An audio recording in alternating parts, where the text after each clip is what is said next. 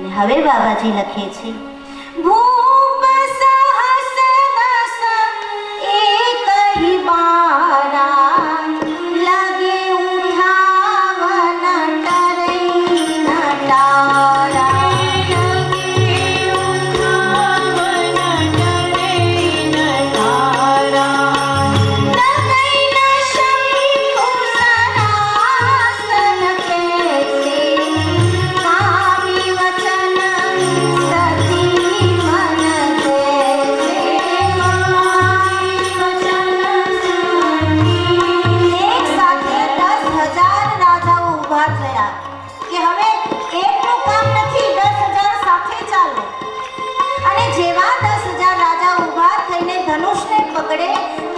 બધાની શક્તિ ધનુષે ખેંચી લીધી. કોઈ એક કસુ માત્ર પણ ધનુષને હલાવી નથી શક્યું.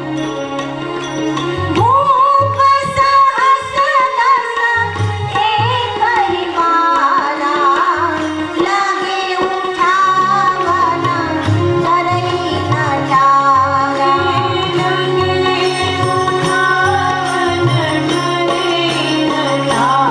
બાબાજી કહે છે કે ધનુષ ઉપર એકેય રાજાની શક્તિની અસર નથી થઈ, પણ ધનુષની અસર બધા ઉપર થઈ ગઈ. બધા શક્તિહીન બન્યા, કોઈ ધનુષને હલાવી નથી શકતું. બધા રાજાઓ નિષ્ફળ ગયા. અને કહ્યું છે કે રાવણ પણ આ સ્વયંવરમાં આવ્યો હતો, એણે પણ કોશિશ કરી. સહસ્ત્રાર્જુન આવ્યો, એણે પણ કોશિશ કરી, પણ કોઈ ધનુષને હલાવી નથી શક્યું. અને ત્યારે જનક રાજા અકળાઈ ઉઠ્યા, પોતાના સિંહાસન ઉપર ઊભા થઈ ગયા અને અકળાતા અકળાતા બોલ્યા છે કે શું આ ધરતી ઉપર કોઈ ક્ષત્રિય નથી? ક્ષત્રિય વિહીન ધરતી મેં જાણી. આ ધરતી પર કોઈ એવો ક્ષત્રિય નથી જે મારી સીતાને વરી શકે. અરે મને જો આવી ખબર હોત કે આ ધરતી પર કોઈ ક્ષત્રિય નથી, કોઈની પાસે બળ નથી, કોઈની પાસે ક્ષત્રિયત્વ નથી, પ્રતિજ્ઞા હું ન કરત. જો હવે મારી પ્રતિજ્ઞાને હું પાછી ખેંચું તો સત્ય જાય, અને પ્રતિજ્ઞા જો ન ખેંચું તો મારી દીકરી કુંવારી રહેશે. શું કરું હે પ્રભુ? ક્ષત્રિય વિહીન મહી મેં જાણી. મને લાગે છે કે આ ધરતી પર કોઈ ક્ષત્રિય જન્મ્યો જ નથી. ત્યાં તો લખન ભૈયા લાલ પીળા થવા માંડ્યા. એની આંખોમાંથી ક્રોધ વરસવા લાગ્યો. આસન ઉપરથી ઊભા થઈ ગયા. પ્રભુ, આ જનક રાજાને કહી દો કે પોતાના વચન પાછા ખેંચે. અને આ તો શેષનો અવતાર, જેના માથે ધરતી. લખનજી ધ્રુજવા લાગ્યા ત્યાં ધરતી કાંપવા લાગી કે હવે શું થશે? પ્રલય તો નહીં આવી જાય ને? લખનજી એવા લાલ પીળા થઈ ગયા છે, રોષે ભરાયા છે, ક્રોધ વરસવા લાગ્યો છે. ભગવાન કહો આને કે આના વચન પાછા ખેંચે, નહીં તો મને આજ્ઞા દો, આ ધનુષને એવા ટુકડા કરી નાખું કે સંધાય નહીં પાછા. અરે ભગવાન, મને એકવાર આજ્ઞા તો દો. આ ધનુષને ઉઠાવવાની વાત તો દૂર, ચડાવવાની વાત તો દૂર, પણ મારા ખભે લઈને હું આ પૃથ્વીને આટો મારી આવું. એકવાર રજા તો આપો. શું સમજે છે જનક એના મનમાં? મારા પ્રભુ રામ સભામાં બેઠા હોય ને એનાથી બોલાય કેમ કે ક્ષત્રિય કોઈ નથી? લાલ પીળા લખન ભૈયા. ત્યારે ભગવાને ઈશારો કર્યો અને ભગવાન બોલ્યા નથી, માત્ર ઈશારો કર્યો. ત્યાં લખન ભૈયા શાંત. મર્યાદા તો જુઓ મોટા ભાઈ. આંખો માત્ર ફેરવી અને લખન ભૈયા શાંત થઈ ગયા. પણ ભગવાને ઈશારો એટલા માટે કર્યો કે લખન, તને ક્રોધ આવ્યો એ મને પણ ક્રોધ આવ્યો છે. આપણે માનું દૂધ પીને મોટા થયા છે, આપણામાં ક્ષત્રિયત્વ છે. જનક રાજા એમ બોલે કે ક્ષત્રિય કોઈ નથી, ત્યારે ક્રોધ તો મને પણ આવ્યો લખન. પણ આપણે રઘુવંશી છીએ, વિશ્વામિત્રજીની આજ્ઞા ન થાય ત્યાં સુધી આપણાથી ઊભું ન થવાય. લખન, આપણા રઘુકુળની મર્યાદા છે, નહીં તો ક્રોધ તો મને આવે છે. અને આ ઈશારો વિશ્વામિત્રજી સમજી ગયા. લક્ષ્મણજીનો ક્રોધ સમજી ગયા. રામજીનો ઈશારો વિશ્વામિત્રજી સમજી ગયા કે જ્યાં સુધી આદેશ નહીં મળે ત્યાં સુધી રામ ઊભા નહીં થાય, કારણ મર્યાદા પુરુષોત્તમ છે. એટલે વિશ્વામિત્રજી ઈશારો સમજી અને પછી બોલ્યા છે,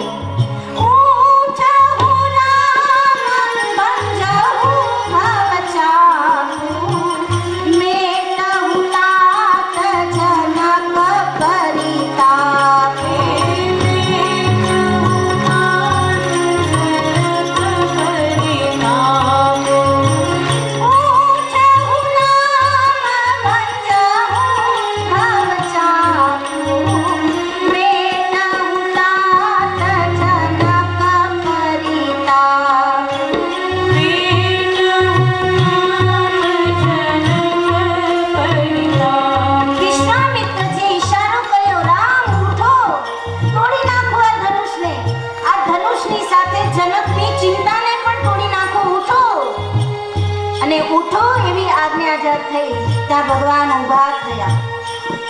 રાજાઓ ઊભા થયા ત્યારે અહંકાર હતો, પણ સૂર્યવંશનો સૂર્ય જ્યારે ઊભો થાય છે ત્યારે પ્રકાશ ફેલાનો છે. રામજી ઊભા થયા. જાઓ રામ, તોડી નાખો આ ધનુષને. વાત હતી ચડાવવાની, પણ આજ્ઞા થઈ તોડવાની. રામ કહે હવે વાંધો નહીં. ગુરુ આજ્ઞા થઈ, હવે તોડવામાં કોઈ વાંધો નથી. અને રામ ચાલ્યા છે. સિંહાસન ઉપરથી ઊભા થઈ રાજાઓની મધ્યમાંથી રામ ચાલતા ચાલતા જાય છે. વીરની ગતિથી ચાલે છે. ત્યારે લખન મૈયા બધાની સામે આમ આંગળી ચીંધીને ઈશારાથી કહેવા માંગે છે, હે અહંકારીઓ, રાજાની ચાલ તો આવી હોય, અને આવી ચાલે નમ્રતાથી ચાલે ને એ ધનુષને તોડી શકે. તમારી શું વિચાર? વીરની અદાથી ભગવાન રામ આગળ વધી રહ્યા છે. સીતાજીનું મન અધીર બની રહ્યું છે. સુનૈનાજી પોતાની દાસીઓને કહે કે દાસીઓ જાઓ, જઈને કહો જનક રાજાને કે આ બાળકને રોકી લે, નહીં તો કાલ સવારે માં કૌશલ્યને આપણે શું મોઢું બતાવશું.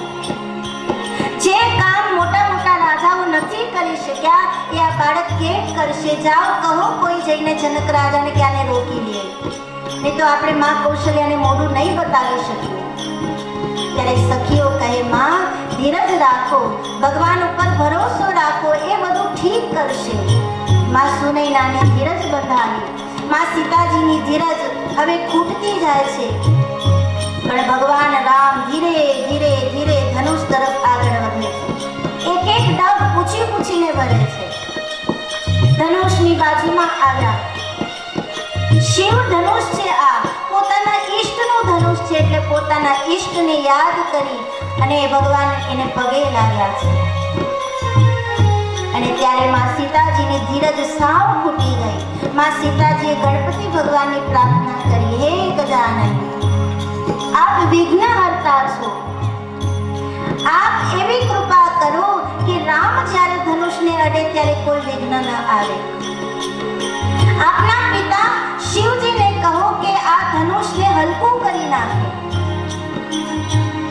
માં સીતા ધનુષને પ્રાર્થના કરવા લાગ્યા કે હે ધનુષ, તું પોતે જ સમજીને હલકો થઈ જાને, રામને હાથે તૂટી જાને, તો મારી જે આ ધીરજ છે એનો અંત આવે. ધીરજ નહીં, મારી જે આ ચિંતા છે એનો અંત આવે. તું પોતે જ હલકો થઈ જા. સીતાજી પ્રાર્થના કરે છે ભગવાન શિવજીને, પ્રાર્થના કરે ભગવાન ગણપતિને, પ્રાર્થના કરે ધનુષને. અધીરતા વધતી જાય છે. ભગવાન રામ ધનુષને ઉપરથી નીચે સુધી આગળ પાછળથી જોઈ રહ્યા છે. કેમ ઉઠાવવું, કેમ ચડાવવું, કેમ તોડવું. પલ વીતતી જાય છે, પણ એક એક પલ માં સીતાને યુગ જેવી લાગે છે. મનોમન પ્રાર્થના કરે, પ્રભુ હવે જલ્દી કરો, પ્રભુ હવે જલ્દી કરો. ત્યારે ભગવાને ધનુષની પરિક્રમા કરી. એક પરિક્રમા પૂરી કરી. માં કૌશલ્યાને યાદ કર્યા, માં કૈકેયી, માં સુમિત્રાને યાદ કર્યા, મનોમન પિતા દશરથને પ્રણામ કર્યા, ગુરુ વશિષ્ઠજીની વંદના કરી. સભામાં બેઠા હતા વિશ્વામિત્રજી, હાથ જોડી એને પ્રણામ કર્યા, શતાનંદજીને વંદન કર્યા અને બધાને વંદન કર્યા બાદ શિવ ધનુષને બંધન કરી અને ભગવાને પોતાની વેધક દ્રષ્ટિથી ધનુષનો જે છેડો હતો, ધનુષનો જે એક છેડો, ત્યાં નજર જ્યાં કરી ત્યાં તો બીજો છેડો ઊંચો થયો. માત્ર પ્રભુએ નજર કરીને બીજો છેડો ઊંચો થયો. ધનુષ જેમ જેમ ઊંચું થતું જાય એમ એમ પ્રકાશ ફેલાતો ગયો. એટલો બધો પ્રકાશ સભામાં કે બધાની આંખો અંજાઈ ગઈ. કોઈને કંઈ દેખાતું નથી. બધા આંખો ચોળવા લાગ્યા. પ્રકાશનો એવો ઝબકારો થયો, વીજળીનો ચમકારો થયો, આકાશમાં ગડગડાટ થયો અને એ ગડગડાટની સાથે તેહી ક્ષણમાં ત્યાં શિવ ધનુષોના ભરે મન ઘોર કઠોરા.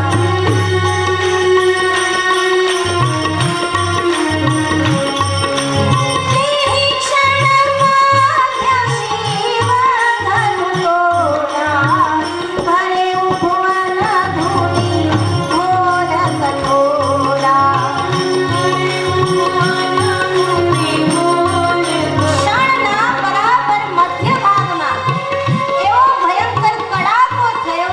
બે ટુકડા થઈ ગયા ધનુષના અને ભગવાન એને ધરતી પર ફેંકી દીધા.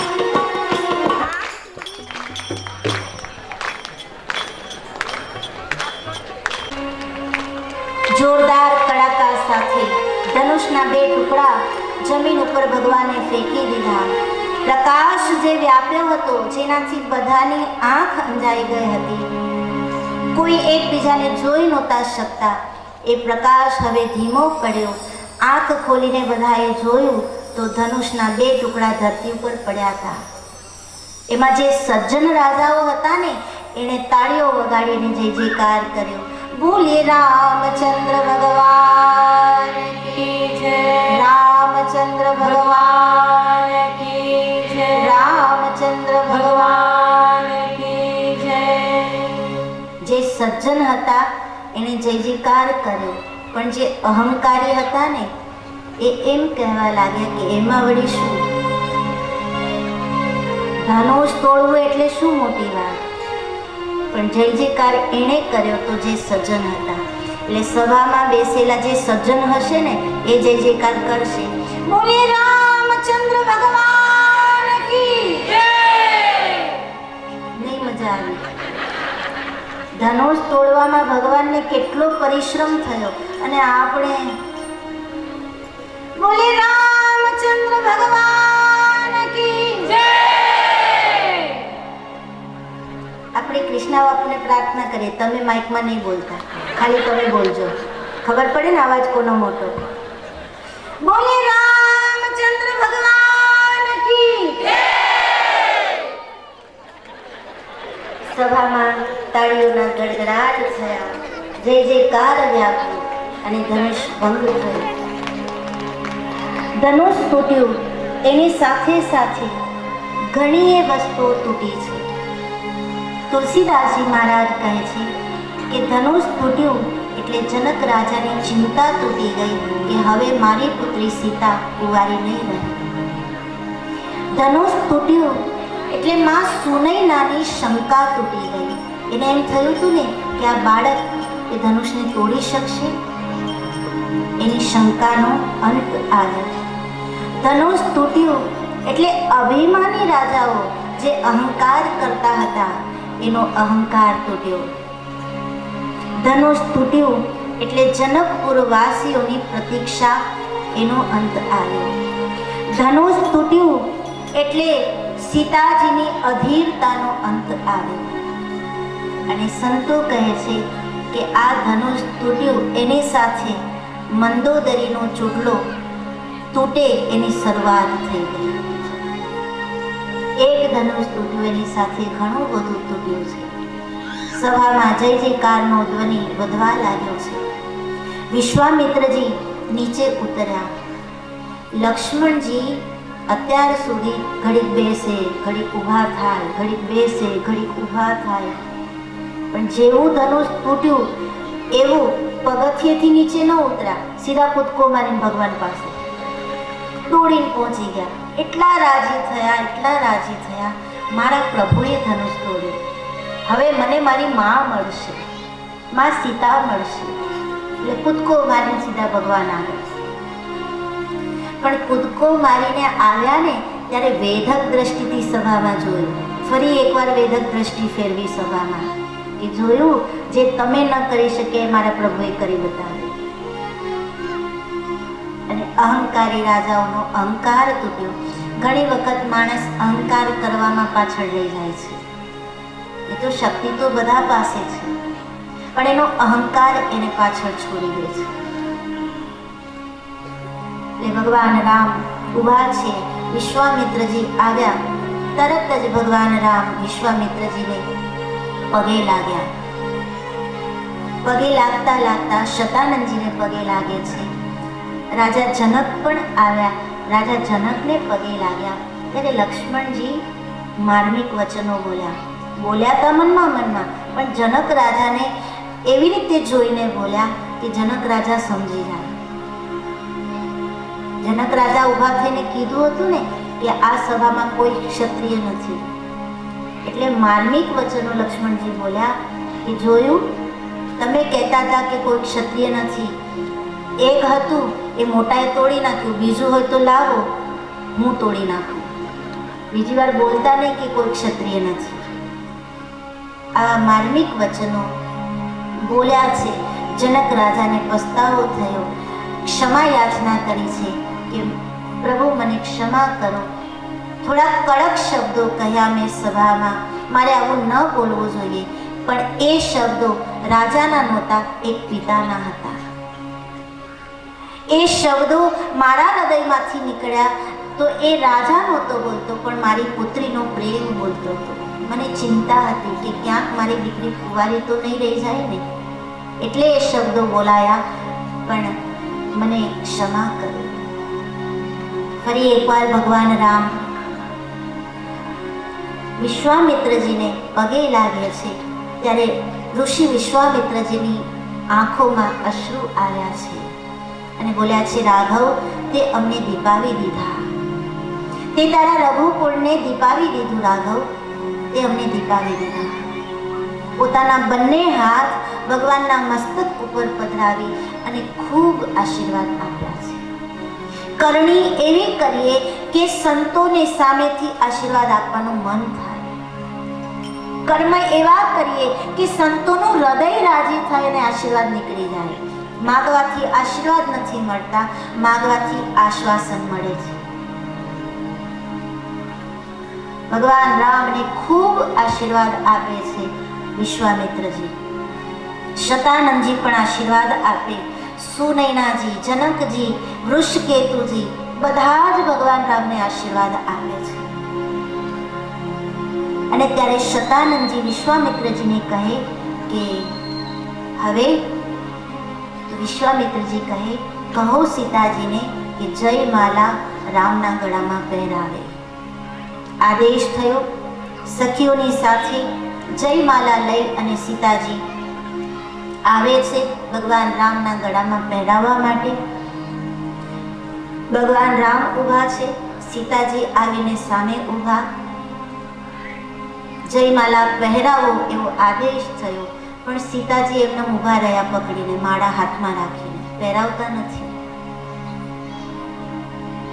એમનેમ ઊભા છે. સભામાં હાજર રહેલા હજારો માણસો જોઈ રહ્યા છે. એટલે સખીઓએ કાનમાં કીધું, દેવી જલ્દી માળા પહેરાવી દો, બધા જોઈ રહ્યા છે. માં સીતા કહે, તમને ખબર ન પડે, હજુ વાર છે, હજુ સમય નથી થયો માળા પહેરાવાનો, હજુ વાર છે. પણ કેટલી વાર છે, બધા જોઈ રહ્યા છે, ખોટું ખરાબ લાગે, જલ્દી માળા પહેરાવો. નહીં, સમય થશે એટલે હું પહેરાવી દઈશ, હજુ સમય નથી થયો. અને સીતાજી ઊભા છે. સીતાજી જ્યારે માળા લઈને આવ્યા ત્યારે ભગવાન રામ નતમસ્તક બનીને ઊભા રહી ગયા હતા.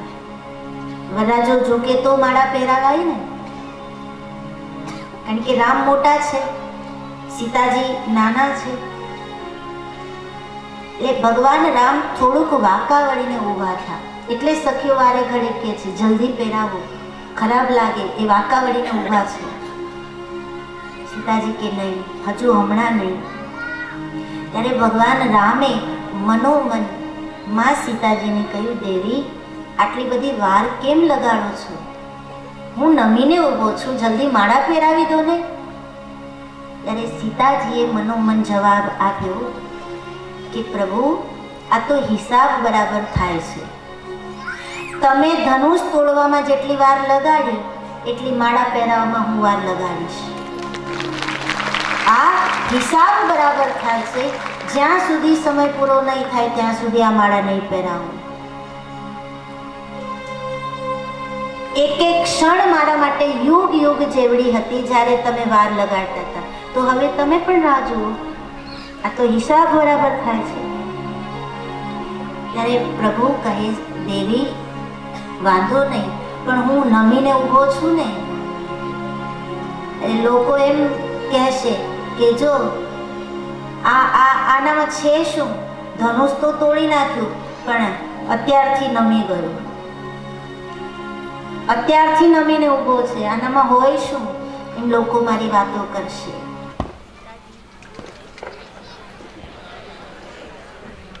મારી દ્રષ્ટિથી જુઓ, તમારી દ્રષ્ટિથી ન જુઓ, મારી દ્રષ્ટિથી જુઓ. મને તો એમ લાગે છે કે તમે નમીને ઊભા છે ત્યારે લોકો એમ વિચાર કરશે કે આનામાં નમ્રતા કેટલી છે. આવડું મોટું ધનુષ તોડ્યા પછી પણ આની નમ્રતા તો જુઓ, નમીને ઊભા છે. અહંકાર નથી, આનામાં નમ્રતા છે. સીતાજીની દ્રષ્ટિથી જોશો તો રામને માટે બધાને આદર થશે. માટે પ્રભુ થોડીક વાર ઊભા રહ્યો, હજુ વાર છે, માળા એમનેમ નહીં પહેરાવું. ત્યારે રામ ભગવાન સીતાજીને વારે વારે કહે છે કે દેવી જલ્દી કરો, જલ્દી માળા પહેરાવો. પણ માળા સીતાજી પહેરાવતા નથી. લખન ભૈયા બાજુમાં ઊભા હતા. રામજીએ લખન ભૈયાને ઈશારો કર્યો.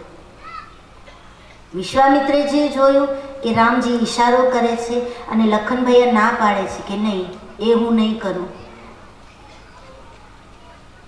વિશ્વામિત્રજી પૂછે, લખન શું તમારા બે વચ્ચે શું વાત થાય છે? રામે તને શું કીધું અને તું શા માટે ના પાડે છે કે હું નહીં કરું? લખન ભૈયા કહે, બાપજી રામ ભૈયા મને એમ કહે છે કે લખન તું શેષાવતાર છે, તારા મસ્તક ઉપર પૃથ્વી છે, હું ઝૂકીને ઊભો છું, સીતાજી માળા પહેરાવતા નથી. એટલે તું એવું કર કે તારા પ્રભાવથી જેટલા ભાગમાં સીતાજી ઊભા છે ને, ધરતીના એટલા ભાગને ઊંચો કર, એટલે માળા આપોઆપ મારા ગળામાં પડી જાય. હવે એ કેમ થાય? ધરતીનો એક ભાગ કાંઈ ઊંચો થોડી થાય, થાય તો આખી ધરતી ઊંચી થાય. એટલે હું ના પાડું છું કે આ ન થાય. તો વિશ્વામિત્રજી કહે, તો શું કરશું? આ ક્યાં સુધી અમને રાહ જોવાની? ક્યારે સીતાજી માળા પહેરાવે? આ સમસ્યાનો ઉકેલ કેવી રીતે આવે? તો લખન ભૈયા કહે, બાપજી ખાલી આજ્ઞા કરો ને, કેમ કરવું એ મને ખબર છે. તમે ખાલી મને રજા આપો. ઠીક છે લખન, જા જલ્દી આ માળા રામજીના ગળામાં પડે એવું કર. એટલે લખન ભૈયા કે બસ બાપજી, આજ્ઞા જ જોઈતી હતી, આજ્ઞા મળી, હવે જુઓ લખનની કરામત. અને લખન ભૈયા અચાનક દોડીને આવ્યા. રામ ઝૂકીને ઊભા હતા, લખન ભૈયા આમથી દોડીને આવ્યા. ભૈયા પાય લાગુ, પગે લાગવા લખન ભૈયા ઝૂક્યા અને આશીર્વાદ આપવા રામ ભગવાન વધારે ઝૂક્યા. ત્યાં સીતાજીએ માળા પહેરાવી દીધી. તરત જ માળા સીતાજીએ પહેરાવી દીધી રામજીના ગળામાં અને સભાએ તાળીઓ વગાડી જય જયકાર કર્યો. બોલે સિયાવર રામચંદ્ર કી જય, સિયાવર રામચંદ્ર કી જય, સિયાવર રામચંદ્ર કી જય. જય માલા ભગવાન રામના ગળામાં આવી. સીતાજીએ માળા પહેરાવી. એટલે વિશ્વામિત્રજી કહે કે વિવાહ તો સંપન્ન થયા ગણાય. કારણ કે પ્રતિજ્ઞા હતી ધનુષ ચડાવે, જયમાલા પહેરાવે, એ સીતાજીનું વર. એટલે પ્રતિજ્ઞા પ્રમાણે બધું બન્યું છે. એ પ્રમાણે ભગવાન રામ અને માં સીતાજીના વિવાહ તો થયા જ ગણાય, પણ લોકવિધિ પ્રમાણે અને રાજની માન મર્યાદા પ્રમાણે દશરથ રાજાને આમંત્રણ મોકલાવો કે દશરથ રાજા અયોધ્યાથી જાન લઈને આવે, વિધિપૂર્વક રામ અને સીતાના લગ્ન થાય, એનો આનંદ સૌને મળે તો બધા એનાથી લાભાન્વિત બને. વિશ્વામિત્રજીનું સૂચન બધાને ગમ્યું એટલે જનકપુરથી આમંત્રણ પત્રિકા દશરથ રાજા માટે અયોધ્યા મોકલવામાં આવી. દૂતો દ્વારા પત્ર મોકલવામાં આવ્યો. સમાચાર આપવામાં આવ્યા કે રામજીના વિવાહ સીતાજી સાથે છે, માટે હે દશરથ રાજા, આપ અયોધ્યાથી જાન લઈને આવો. અને હવે દશરથ રાજા અયોધ્યાથી જાન લઈને આવશે. ભગવાન રામ અને સીતાજીને પરણાવવા માટે એ કથાના દર્શન આપણે કરીશું બપોર પછીના સત્રમાં. ભગવાનના લગ્ન આબેહૂબ આપણે અહીંયા નિહાળીશું. લગ્નમાં જવાનું છે એટલે આપણને બધાને ઉતાવળ હોય, તૈયાર થવું હોય ને, એટલે કથાને અહીં વિરામ આપીએ. બપોર પછી પાછા મળીશું ભગવાનના લગ્ન માટે. ગુરુદેવ તુમારી જય જય હો, ગિરનારી તુમારી જય જય હો. ગુરુદેવ તુમારી જય જય હો, ગિરનારી તુમારી જય જય હો. ગુરુદેવ તુમારી જય જય હો, ગુરુદેવ તુમારી જય જય હો. ગિરનારી તુમારી જય જય હો, ગિરનારી તુમારી જય જય હો. ગુરુદેવ તુમારી જય જય હો, ગિરનારી તુમારી જય જય હો. ગુરુદેવ તુમારી જય જય હો, ગિરનારી તુમારી જય જય હો. બોલે રામચंद्र भगवान की जय, बालकृष्ण लाल की जय, सद्गुरु देव की जय, बाबा मुक्तानंद महाराज की जय. हरये नमः, हरये नमः, हरये नमः, हरये नमः, हरये नमः, हरये नमः. नमः पार्वती पतये, हर हर महादेव.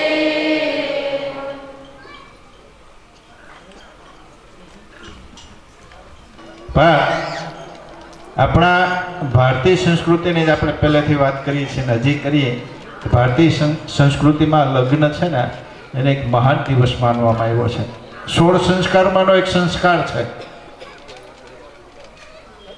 બાપુએ કાલ કીધું કે એસી લાગી લગન મીરા હો ગઈ મગન. આના ઉપરથી લગ્ન શબ્દ આવ્યો છે.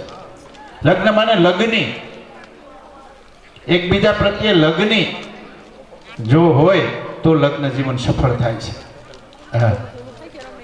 બીજું હવે આપણે બીજું બધું લખીએ છીએ, નહીંતર પહેલાં આપણી ભારતીય સંસ્કૃતિની પરંપરા પ્રમાણે એમ લખવામાં આવતું કે અમારા પુત્ર અને યા તો અમારી પુત્રી આજથી પ્રભુતામાં પગલાં માંડે છે, એમ લખતા. પ્રભુતામાં પગલાં માંડે. પ્રભુતા એટલે શું?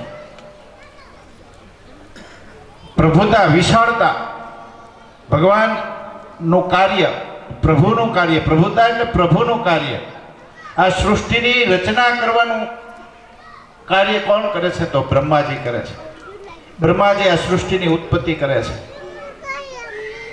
એટલે કંકોત્રીમાં એમ લખવામાં આવતું પ્રભુતામાં પગલાં માંડે છે.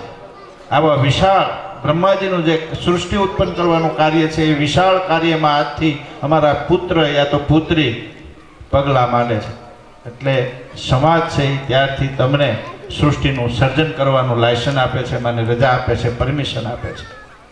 એ કેવડું વિશાળ કાર્ય છે કે જે બ્રહ્માજી કરે છે એ કાર્ય તમને કરવાની પરમિશન મળે છે. એટલે આપણે એને કહી કે પ્રભુતામાં પગલાં માંડવા. એ કાર્ય આપણે કેટલા સાવધાનીથી કરીએ છીએ ને એ તમને ખબર છે. કોઈ સાવધાની નથી.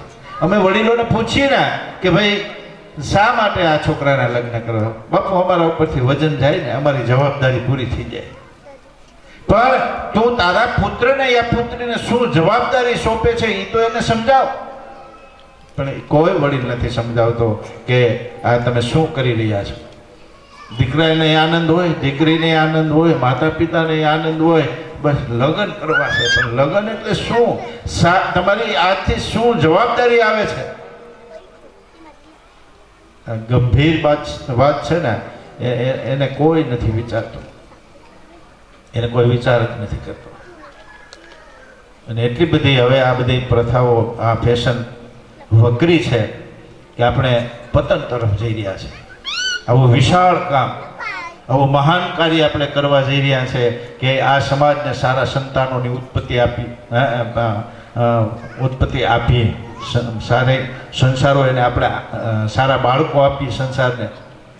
એ કાર્ય આપણે હાવ બેપરવાહીથી, પહેલાં ધર્મના બધા કાર્યો સાથે આ લગ્ન થતા, બ્રાહ્મણો શ્લોક બોલતા, વડીલો છે આશીર્વાદ આપતા અને ધાર્મિક વિધિ વિધાનથી યજ્ઞ યાગ કરી અને પછી આપણે પરણતા, પછી આપણા સંતાનોને પરણાવતા. હવે બ્રાહ્મણ એક બાજુ હોય, શૂટિંગ વાળા ચારે બાજુ, ભાઈ આમરેજ બ્રાહ્મણને એક બાજુ કાઢી નાખે. પછી વિનોદમાં મશ્કરી કરવામાં જ આખું બ્રાહ્મણ શું શ્લોક બોલે કોઈને ખબર ન હોય. મશ્કરી કરવામાં જ આખા લગ્ન વિવાહ પૂરા થાય છે. અને દુઃખની વાત તો એ છે કે લગ્ન પૂરા થાય અને તરત જ આપણે ટિકિટ બુક કરાવેલી હોય, હોલ બુક કરાવે એની યારે ટિકિટ બુક કરાવે અને પિકનિકમાં નીકળી જાય છે. આપણી પ્રથા એ હતી કે લગ્ન પછી વડીલોને પગે લાગે, પછી આપણા દેવગોત્ર હોય એને પગે લાગવા જાય, આપણા સુરધન હોય એને પગે લાગવા જાય. એટલે એને ખબર પડતી દીકરીને કે હું ક્યાં કુટુંબમાં આવી છું. એમાં જો સીતાજી આગળ હજી કથાઓમાં આવશે કે એ આમ પોતાના જીવનને ધન્ય માનતી કે અમે રઘુકુળને પરણીને આવ્યા છીએ, અમે રઘુકુળના પુત્ર વધુઓ છીએ, અમારાથી આ થાય ને અમારાથી આ ન થાય. આ વડીલોને પગે લાગતા, આપણા સુરાપુરા સુરધનને પગે લાગતા. એટલે એ આ દીકરીને ખબર પડતી કે હું કેવા ખાનદાનમાં પરણીને આવી છું, મારે કેમ રહેવું જોઈએ. અને બહુ મર્યાદામાં એ જીવન ગાળતા. કાકાના, મામાના, બધા સગા સંબંધોને ત્યાં રોટલા ખાવા જતા. એટલે મર્યાદાઓમાં જીવન ગાળતા ગાળતા ગાળતા આ બાળકનું બીજ રોપાતું. અને હવે છે તે પિકનિકમાં એ શું કરતા હોય તો ભગવાનને ન્યા મર્યાદા કેવી, બે એકલા ગયા હોય ત્યાં પરણીને સીધા એ ડિસ્કો કરતા કરતા બાળકનું બીજ રોપાય છે. એટલે બાળકના માનસ એટલે વિકૃત થઈ ગયા છે. મારે વારે વારે તમને કહેવું છે કે આપણી બધા પ્રથાઓમાં, બધા રિવાજોમાં આપણે આપણી સંસ્કૃતિને અપનાવીએ તો જ આપણે સુખી રહેવું. જેટલું આપણે આપણી સંસ્કૃતિને છોડી છે, આપણી પરંપરાને છોડી છે ને, એટલે આપણે દુઃખી થયા છીએ. એમાં માતાઓને ખાસ કહું છું, કારણ કે પુરુષનું જવાબદારી કેટલી. સવારે ઘેરથી વહી જાય, સાંજે પાછો આવશે, ખાઈને સુઈ જાય, એને ખબર નથી બાળકો શું છે કે ઘરમાં શું છે. હા, એ પૈસા ખામે છે. અને આમે જોઈને તો પુરુષની જવાબદારી કેટલી, બીજ રોપી દે ત્યાં સુધી. પછી તો 9 મહિના માતાના પેટમાં એ બાળક, એ ગર્ભ મોટો થાય છે. જન્મ લીધા પછી એ માતાના ખોળે રમીને કાંઈક શીખે છે, માનું પૈપાન કરીને કાંઈક શીખે છે. એટલે માતાની બહુ જ જવાબદારી છે. અને એટલે જવાબદારી છે ને, એટલે જ આપણે અહીં જો સ્વાગત કરીને કેને કાને સ્વાગત કર્યા છે, જેને પોતપોતાની જવાબદારી નિભાવીને એના સ્વાગત કર્યા છે. કે આપણા ગામમાં પ્રસંગ છે, આપણી જવાબદારી છે, આપણે મન મૂકીને ફાળો આપવો પડશે તો જ પ્રસંગ સારો થાય. એવી જવાબદારી નિભાવે એને આપણે અહીં સ્વાગત કરીએ છીએ ને. એમાં જે માતાઓની જવાબદારી વધારે છે ને, એટલે શ્રુતિઓએ અને સંતોએ માને વખાણી છે. એટલે પેલા વંદન કર્યા છે, માતૃદેવો ભવ. એટલે માને ઠપકા આપ્યા છે, જનની જણતો ભક્તજન કા દાતા કા સુર, નહીં તો રેજે વાંજણી તારું મત ગુમાવીશ નૂર. કવિએ માને ઠપકા આપ્યા છે, પિતાને કાંઈ ના આપ્યા. કારણ કે માની આ પૂરેપૂરી જવાબદારી છે બાળકને કેવો બનાવવો. હવે તમે જુઓ, રામના મા અને બાપ, માતા અને પિતા બે સુપાત્ર છે. કૌશલ્યા સુપાત્ર છે અને દશરથે સુપાત્ર છે. એટલે એને ત્યાં રામ ને લક્ષ્મણ ને ભરત ને શત્રુઘ્ન ને આવા બાળકો થયા છે. અને સામે રાવણ છે, એની મા છે ને, એનો પિતા તો મહાન ઋષિ છે. મહાન ઋષિના કુળનો એ સંતાન છે વિશિષ્ટ્રવા. પણ એની માતા છે ને એ કઈ રાક્ષસી છે. એની માતા રાક્ષસી છે એટલે રાવણમાં આવા ગુણો આવ્યા ભલામણ. એના પિતાના ગુણ આવ્યા એટલે એ મહાન પંડિત થયો છે, વિદ્વાન થયો છે, બધી વિદ્યાઓમાં પારંગત થયો છે. એ એના પિતાના ગુણ છે.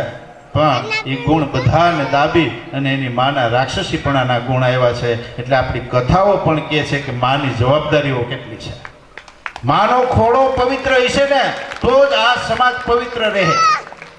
હા, માનો ખોળો પવિત્ર હશે તો જ આ સમાજ પવિત્ર રહે.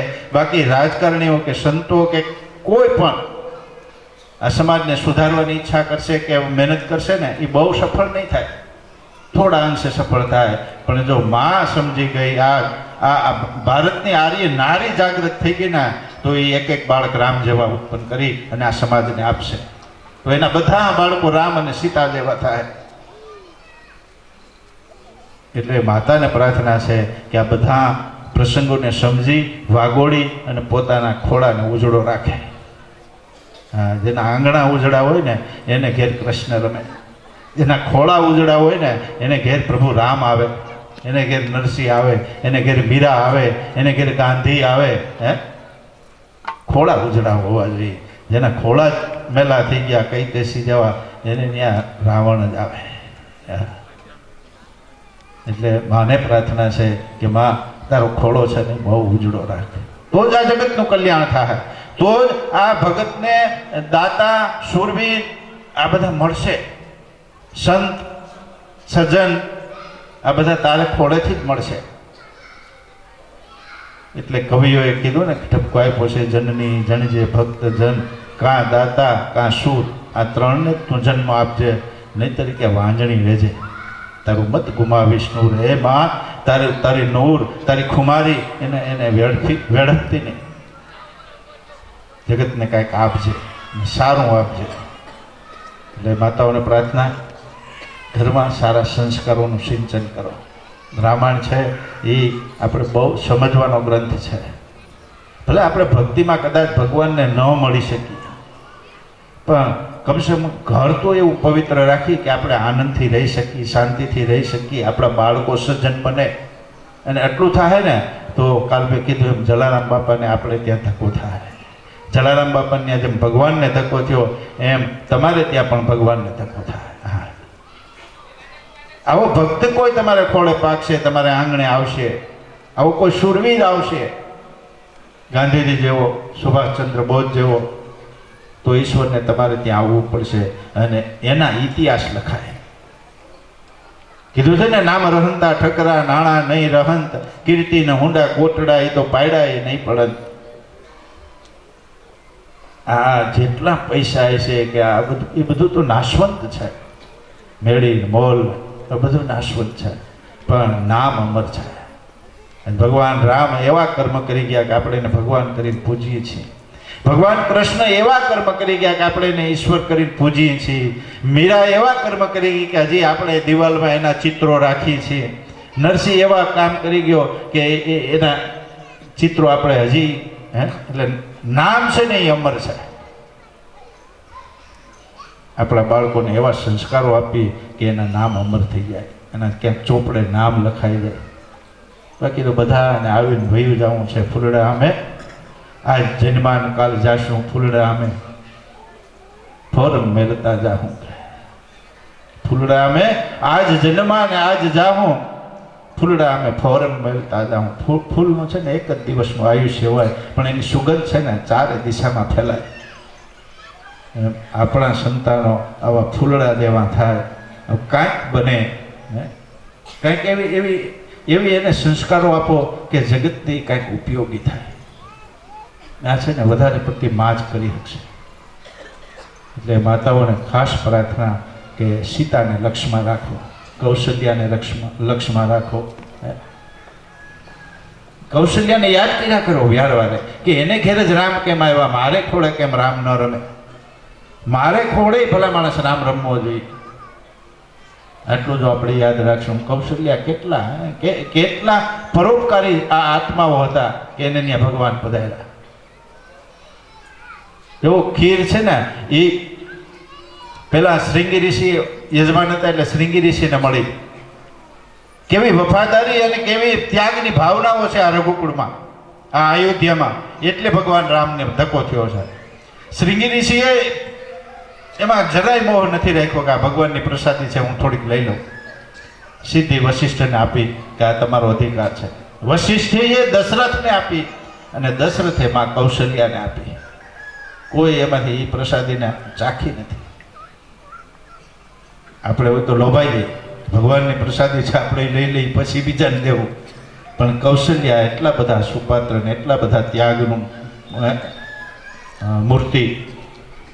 એને કીધું આમાં મારા એકલીનો અધિકાર નથી, મારી બહેનું બે રહી જાય એ ન પોહાય.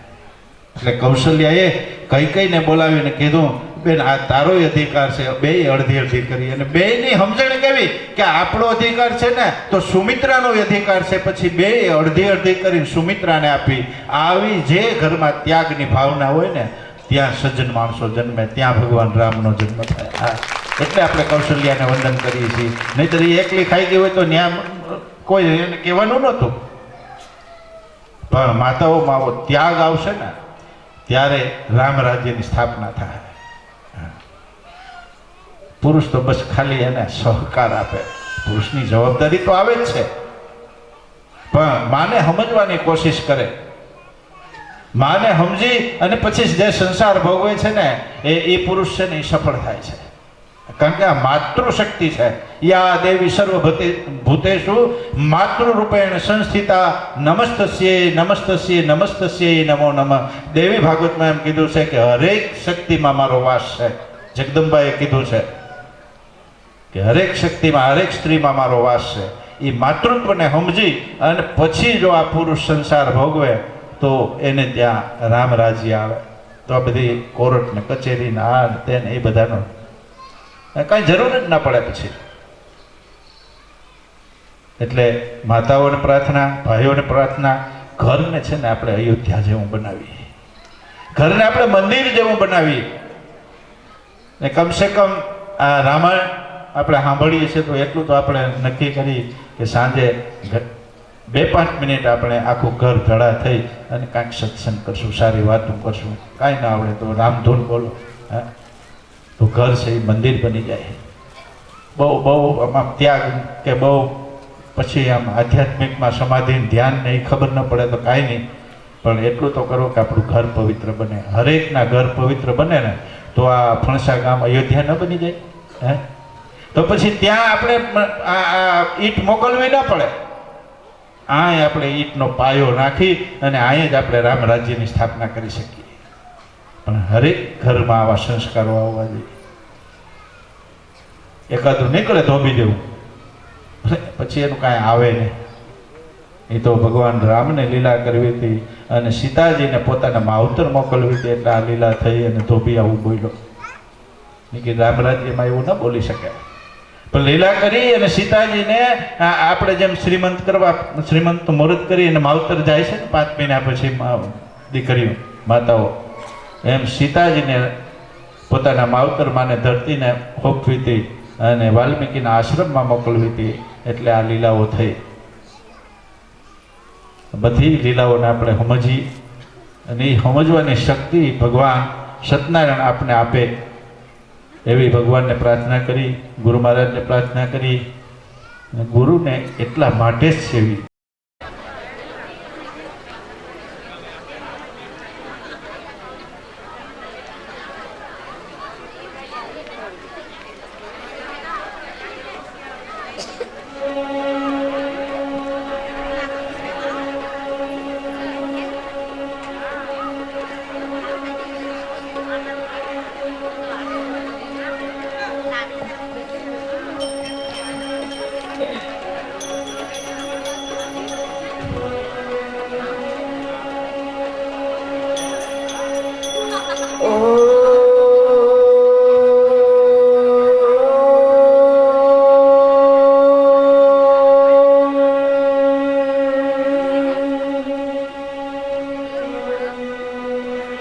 નમો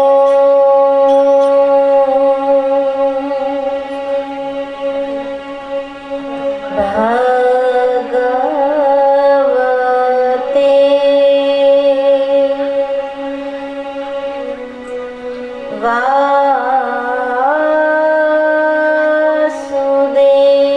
વાસુદેવાય.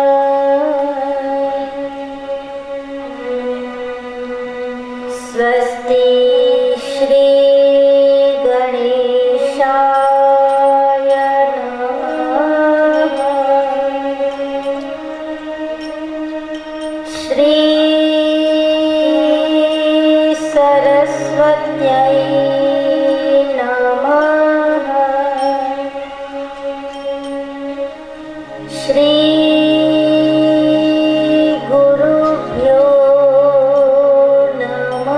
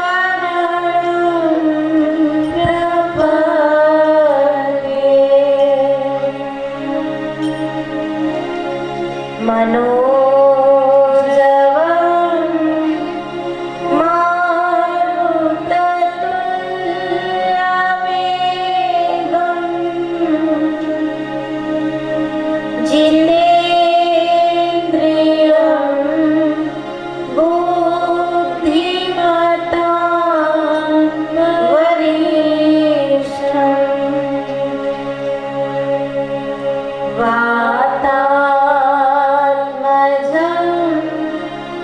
વા